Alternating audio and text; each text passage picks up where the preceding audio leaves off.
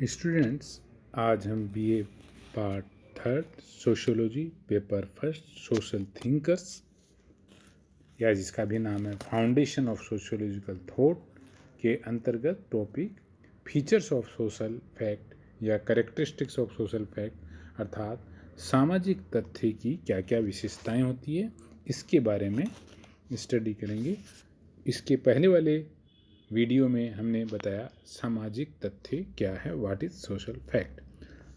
तो आज इसके बारे में सामाजिक तथ्य की विशेषताओं के बारे में विवेचना करेंगे। तो दुर्खिम ने सामाजिक तथ्य की दो प्रमुख विशेषताओं का उल्लेख किया है। पहला बाह्यता और बाध्यता। बाह्यता एक्सटेरियोरिटी और बाध्यता कंस्टेंट। सामाजिक तथ्य को स्पष्ट रूप से समझने के लिए इन दोनों विशेषताओं तथा तीन अन्य विशेषताओं को समझना आवश्यक है।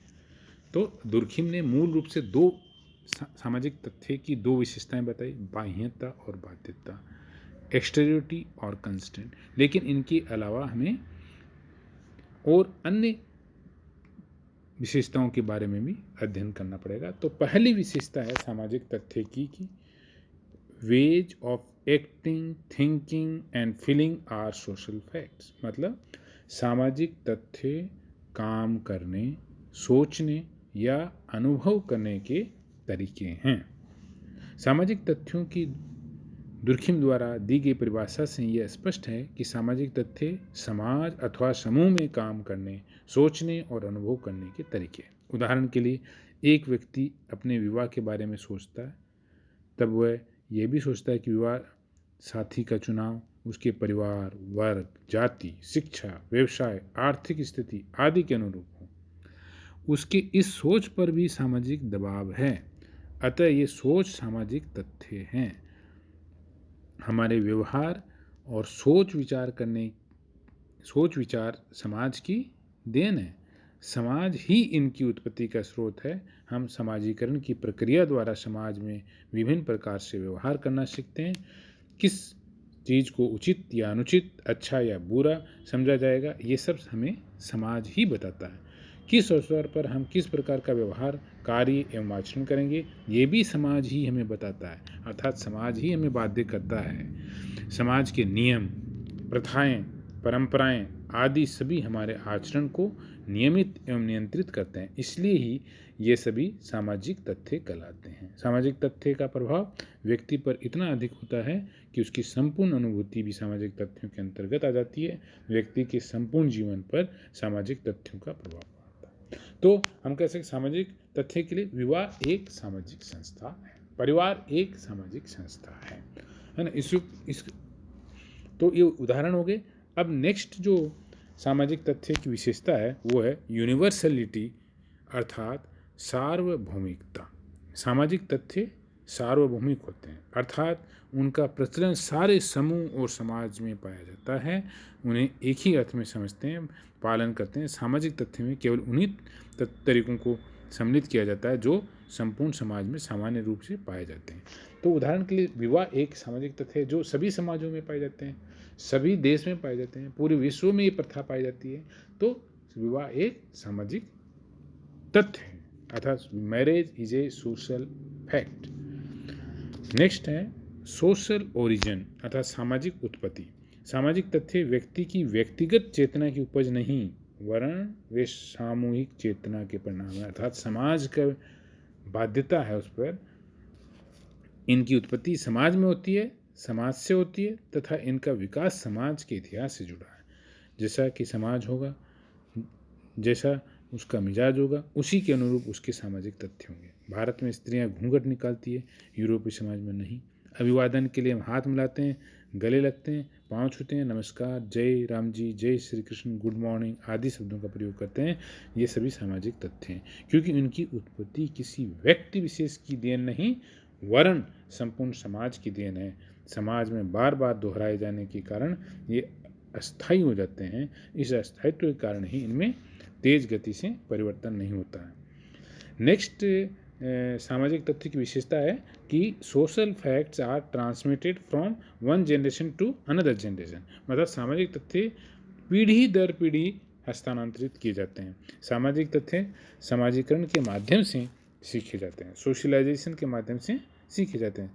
पुरानी पीढ़ी इन्हें नई पीढ़ी को ट्रांसफ़र करती है।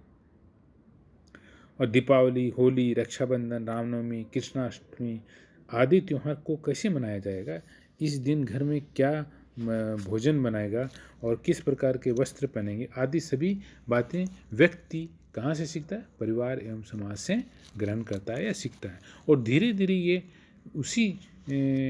उसके जीवन के अंग बन जाते हैं, उसकी आदतें एवं व्यवहार में सम्मिलित हो जाते हैं। वह भी इन्हें आने वाली नई पीढ़ी को हस्तांतरित करता है। इस प्रकार सामाजिक तथ्य पीढ़ी दर पीढ़ी हस्तांतरित होते हैं। Next, social facts are learned, अर्थात सामाजिक तथ्य सीखे जाते हैं। सामाजिक तथ्य चूँकि समाज की उपज है और समाजीकरण की प्रक्रिया द्वारा सीखे जाते हैं। ये हमें क्रमण, शारीरिक लक्षणों जैसे कालापन, गोरापन, आँख, नाक, कान एवं बालों की बनावट आदि की तरह माता पिता से प्राप्त नहीं होते हैं। शिक्षा क्या है? समाजीकरण का एक सशक्त साधन है। औपचारिक एवं अनौपचारिक शिक्षा के माध्यम से ही व्यक्ति सामाजिक तथ्यों को सीखता है। परिवार के लोग व्यक्ति को ये सिखाते हैं कि उसे अभिवादन कैसे करना चाहिए, वस्त्र कैसे पहनना चाहिए। शिक्षण संस्थाएं हमें समाज के कानून, विश्वास, प्रथाओं आदि के बारे में जानकारी दें। सामाजिक तथ्य सामूहिक चेतना, सामूहिक प्रतिनिधान के रूप में समाज में मौजूद होते हैं। नेक्स्ट है सामाजिक social facts are super individual. सामाजिक तथ्य अधिवैयक्तिक होते हैं, मतलब कि सामाजिक तथ्यों का प्रदर्शन एवं प्रकटीकरण यद्यपि व्यक्ति की क्रियाओं में ही होता है, किंतु इनका अस्तित्व व्यक्तिगत अभिव्यक्तियों से स्वतंत्र होता है। नैतिक नियम, धार्मिक और राजनीतिक विश्वास, विभिन्न संस्थाओं में प्रचलित मान्यताएं आदि किसी भी व्यक्ति द्वारा प्रयोग किए जाने वाले तथ्य हैं, किंतु इन्हें भी व्यक्तिक क्रिया उन्हें पूर्ण रूप से उत्पन्न नहीं करते हैं। सामाजिक तथ्यों की उत्पत्ति सामूहिक चेतना के द्वारा होती है, अर्थात समाज द्वारा होती है। अतः ये किसी एक व्यक्ति के नहीं होते हैं, वरन संपूर्ण समाज के होते हैं। दुर्खी में इन्हें सामाजिक धाराएं, सोशल करेंट्स कहते हैं।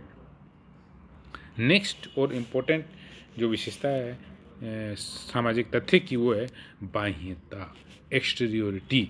सामाजिक तथ्य की एक विशेषता ये है कि समाज वैज्ञानिक के व्यक्तिगत विचार, व्यक्तिक चेतना और अधिकार क्षेत्र से बाहर होते हैं। इन पर व्यक्ति विशेष के विचारों या क्रिया का प्रभाव नहीं पड़ता, क्योंकि इनका अस्तित्व व्यक्ति से स्वतंत्र होता है।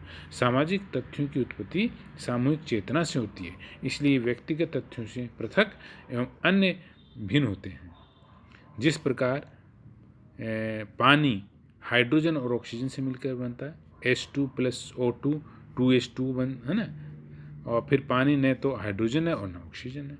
पानी इन दोनों से अपना पृथक और स्वतंत्र अस्तित्व रखता है। सामाजिक तथ्यों का निर्माण भी समूह के सदस्यों की सामूहिक एवं पारस्परिक अंतःक्रिया के परिणाम स्वरूप होता है, किंतु उनका अस्तित्व व्यक्तिगत तथ्यों से स्वतंत्र होता है। जैसे मनुष्य के मन में विचारों का जन्म विभिन्न सेल्स के पारस्परिक अंतःक्रिया के कारण होता है, उसी प्रकार से विभिन्न व्यक्तियों की अंतःक्रिया के कारण सामूहिक चेतना एवं सामूहिक विचारों का जन्म होता है। नेक्स्ट और इम्पोर्टेंट विशेषता ये है सामाजिक तथ्य की बाध्यता। सामाजिक तथ्यों की एक विशेषता ये है कि इनका पालन व्यक्ति के लिए बाध्यतामूलक होता है, क्योंकि इनकी उत्पत्ति व्यक्तिगत चेतना से नहीं होती, वरन ये सामूहिक चेतना अर्थात समाज के परिणाम होते हैं।